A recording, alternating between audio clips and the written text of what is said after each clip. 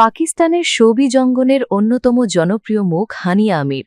সৌন্দর্য আর অভিনয় দক্ষতা দিয়ে তিনি যেমন ভক্তদের হৃদয় জয় করেছেন, তেমনি ব্যক্তিগত জীবন নিয়েও প্রায়ই থাকেন আলোচনার কেন্দ্রবিন্দুতে। সাম্প্রতিক সময়ে একের পর এক ইস্যুতে সংবাদে শিরোনাম হওয়া এই অভিনেত্রীকে ঘিরে এবার ডালপালা মেলছে বিয়ের গুঞ্জন। শোনা যাচ্ছে চলতি বছরই নাকি বিয়ের পিঁড়িতে বসতে চলেছেন তিনি। ইনস্টাগ্রামে রহস্যময় জবাব।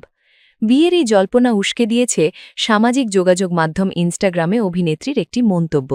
সম্প্রতি হানিয়ার একটি পোস্টে এক অনুরাগী সরাসরি মন্তব্য করেন, তোমার বিয়ের গুঞ্জন শুনছি। ভক্তের এমন মন্তব্যে চুপ থাকেননি অভিনেত্রী। জবাবে তিনি মজা করে লেখেন, আমিও শুনছি। হানিয়ার এই ছোট অথচ রহস্যময় উত্তরটি নেটিজেনদের মাঝে কৌতূহল বাড়িয়ে দিয়েছে বহুগুণ। অনেকেই মনে করছেন, যা রটে তা কিছু তো বটেই। পাত্র কি সাবেক প্রেমিক আসিম? হানিয়ার বিয়ের গুঞ্জনের সঙ্গে উঠে আসছে তার সাবেক প্রেমিক ও জনপ্রিয় গায়ক আসিম আজহারের নাম।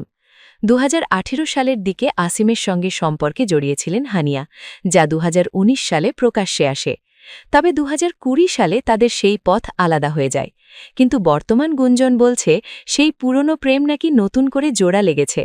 নেটিজেনদের একাংশের ধারণা, প্রাক্তন প্রেমিক আসিম আজহারকেই বিয়ে করতে পারেন অভিনেত্রী, যদিও এ বিষয়ে এখনও হানিয়া বা আসিম কেউই আনুষ্ঠানিকভাবে মুখ খোলেননি। পেশাগত সাফল্য।